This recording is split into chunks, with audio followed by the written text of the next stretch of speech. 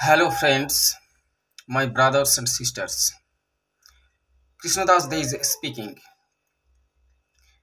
বর্তমান সময়ে আমরা যেদিকেই কান পাতি না কেন বা আমাদের চোখ ফেরাই না কেন, সেই দিকে একটাই কণ্ঠস্বর যে যোগ্যদের চাকরি ফিরিয়ে দাও। সুপ্রিম কোর্টের নির্দেশে সদ্য বাতিল হয়ে যাওয়া শিক্ষক শিক্ষিকাদের এই আর্তনাদ আমরাও চাই, দলমত নির্বিশেষে আমরা প্রত্যেকেই চাই যে যারা যোগ্য শিক্ষক তারা যেন চাকরি ফিরে পান। এই বিষয়ে দ্বিমতের কোনো অবকাশ নেই। এ পর্যন্ত আমার চোখে পড়েছে যে সমস্ত রাজনৈতিক দলগুলো আন্দোলন করছেন, শাসক দল হোক বিরোধী দল হোক, প্রত্যেকেই কিন্তু দাবি করছেন যে যোগ্য শিক্ষকদের চাকরিতে পুনর্বহাল করা হোক। আজকের আমার আলোচনার বিষয়বস্তু সেটা নয়। আমি বলতে চাইছি যে আমরা যখন চাইছি যে যোগ্য শিক্ষকরা তাদের চাকরি ফিরে পান, তখন লজিক্যালি আমরা একথা স্বীকার করছি যে যোগ্য এবং অযোগ্য এই দুটো ভাগ নিশ্চিতভাবে রয়েছে। যোগ্য থাকলেই তার একটা মানদণ্ড থাকবে। কোন মানদণ্ডে যোগ্য, চাকরির ক্ষেত্রে হোক বা যে কোনো ক্ষেত্রেই হোক না কেন, একটা মানদণ্ড তো থাকবে। সেই মানদণ্ডের ভিত্তিতে কোনো কাজে বা কোনো পড়াশোনার ক্ষেত্রে বা কোনো বৈবাহিক ক্ষেত্রে বা যে কোনো বিষয়ে একটা মানদণ্ডের ভিত্তিতেই যোগ্য বা অযোগ্য নির্ধারিত হয়। যে কোনো বিভাগে চাকরি পাওয়ার ক্ষেত্রে তো বটেই। তাহলে যোগ্য এবং অযোগ্য এই দুটো বিভাগ কিন্তু রয়েছে। শিক্ষকদের এই যে চাকরি বাতিল হলো, শুধুমাত্র সেই প্রেক্ষিতেই নয়, সেই প্রেক্ষিতে বিষয়টা সবিশেষ উঠে আসছে এই কারণে যে এ পর্যন্ত যেটা জানা গেছে যে যোগ্য শিক্ষক এবং অযোগ্য শিক্ষক এই দুটো বিষয়কে ঘেঁটে দেওয়া হয়েছে যাতে বাছাই করা না যায়, পরিকল্পনা মাফিক দুষ্টবুদ্ধির কাজ। সেই প্রসঙ্গে যাচ্ছি না। আমি যেটা বলতে চাইছিলাম যে যোগ্যতা, যোগ্য এবং অযোগ্য, এখন এই চাকুরি ক্ষেত্র বা পড়াশোনার ক্ষেত্র এই দুটো ক্ষেত্রেই কিন্তু যোগ্যতার এই বিচারটা সবিশেষ হয়ে থাকে, গুরুত্বপূর্ণ বিষয় হয়ে থাকে। কোনো ভালো স্কুলে বা কলেজে বা বিশ্ববিদ্যালয়ে ভর্তি হতে যাচ্ছেন বা কোনো বিষয়ে আপনি মাস্টার ডিগ্রি করবেন বা ইঞ্জিনিয়ারিং পড়বেন কি ডাক্তারি পড়বেন কি আইআইটি করবেন, সেক্ষেত্রে যোগ্যতার বিষয়টা উঠে আসে।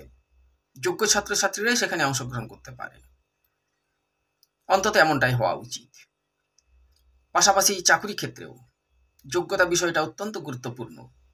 আমরা জানি প্রতিটা চাকরির পরীক্ষাতেই লিখিত পরীক্ষা নেওয়া হয়, তারপর ভাইভা নেওয়া হয়। এই দুটোতেই কি করা হয় না, মেধার যাচাই করা হয়। কারণ আমরা প্রত্যেকেই চাই এবং একটা গণতান্ত্রিক রাষ্ট্রে সরকারও চায় যে মেধাবী ছাত্রছাত্রী যারা, সর্বোচ্চ মেধা যাদের আছে, তারাই সরকারি কাজে অংশগ্রহণ করুক এবং জনগণকে পরিষেবা প্রদান করুক। তাই সর্বোচ্চ যে ইউপিএসসি, যেখান থেকে সিভিল সার্ভিস আইএএস আইপিএসরা উঠে আসছেন, সেখানেও যোগ্যতার সর্বোচ্চ বিচার করা হচ্ছে প্রশাসনিক ক্ষেত্রে। সেখান থেকে আরম্ভ করে নিচু তলার কর্মী নিয়োগ যেখানে হচ্ছে, সেখানেও যোগ্যতার বিচার করা হয়।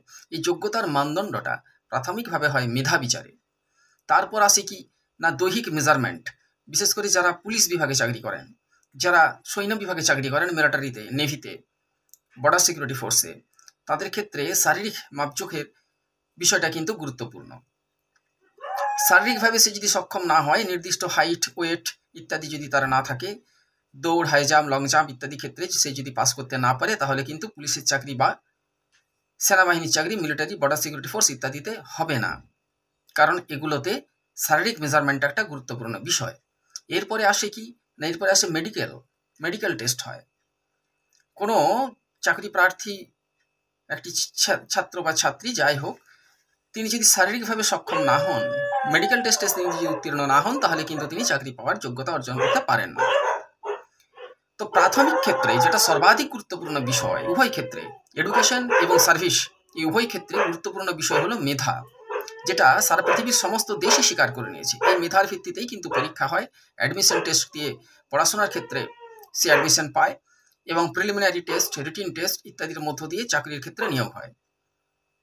কিন্তু আমরা ভারতবর্ষে কি দেখছি না, এক শ্রেণীর মানুষ তারা সংবিধানের ফাঁক ফোকরকে কাজে লাগিয়ে মেধা নয় স্রেফ জাত দেখিয়ে চাকরিতে নিয়োগ পায়।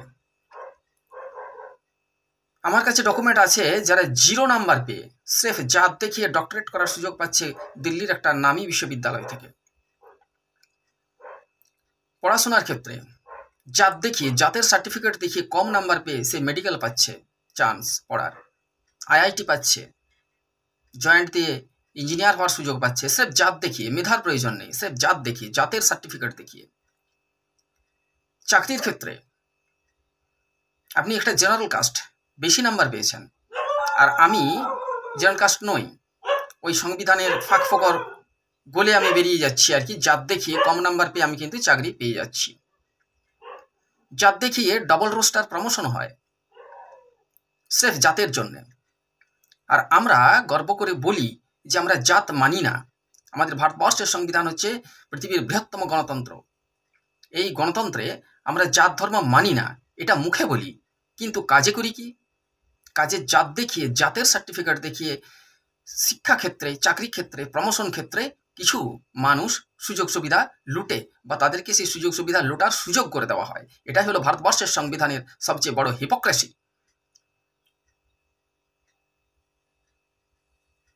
যখন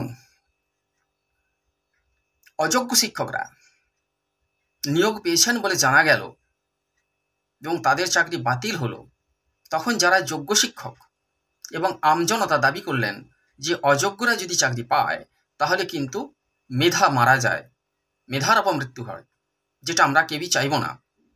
ঠিক সেই রকমভাবে যদি কেউ কম নাম্বার পেয়ে, মেধা কম থাকা সত্ত্বেও স্রেফ জাত দেখিয়ে, জাতের সার্টিফিকেট দেখিয়ে চাকরিতে নিয়োগ পায়, সেক্ষেত্রেও কিন্তু মেধা বঞ্চিত হয়। আজকে যে সমস্ত আমার শিক্ষক শিক্ষিকা ভাই বোনেরা যোগ্য এবং অযোগ্য উভয় ক্ষেত্রেই বলছি, উভয়কেই বলছি, আপনাদের চাকরি চলে গেল, এটা পার্মানেন্টলি গেল নাকি সাময়িক গেল, আশা করব যোগ্যরা পুনরায় পুনর্বহাল হবেন। যাই হোক, আপনাদের একটা গাত্র জ্বালা হচ্ছে যে আমরা তো যোগ্য, তাহলে কেন আমাদের চাকরিটা যাবে। শুধু যে আপনাদের গাত্র জ্বালা হচ্ছে তা নয়, আপনার পরিবারের সদস্যদের গাত্র জ্বালা হচ্ছে, গাত্র জ্বালা হচ্ছে বন্ধু বান্ধবদের, গাত্র জ্বালা হচ্ছে আমাদের সবার। ঠিক সেই রকমভাবেই একটা মেধাবী ছাত্র যখন কলেজ ইউনিভার্সিটিতে চান্স পাচ্ছে না, অথচ মেধা কম থাকা সত্ত্বেও স্রেফ জাতের সার্টিফিকেট দেখিয়ে পড়াশোনার সুযোগ পাচ্ছে, চাকরিতে নিয়োগ পাচ্ছে, তখন কিন্তু ভারতবর্ষের সংবিধান প্রকৃত অর্থে মুখ ঢাকা দিয়ে, লজ্জায় মুখ ঢাকা দিয়ে কিন্তু কাঁদছে। এই বিষয়টাও আমাদেরকে ভেবে দেখতে হবে। জাত নয়, মেধাই হোক এডুকেশন এবং সার্ভিস, এই দুয়ের ক্ষেত্রে একমাত্র মানদণ্ড। তবেই একটা জাতি মাথা উঁচু করে দাঁড়াতে পারবে। নচেত কি হবে? যারা মেধাবী, জাত নয় যে কোনো জাতের হতে পারে, যারা মেধাবী তারাই চাকরি পাক, তারাই পড়াশোনায় সুযোগ পাক। এখানে তো জাতের প্রশ্ন আসার কথা নয়।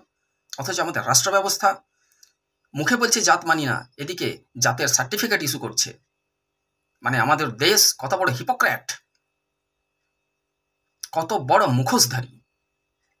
আমাদের দেশের এই সংবিধানের এই যে চরিত্রটা, এই গণতন্ত্রের এই চরিত্রটা জনগণের সামনে আরো ভালো করে উন্মোচিত হোক, যাতে করে সংশোধনের একটা সুযোগ পাওয়া যায়।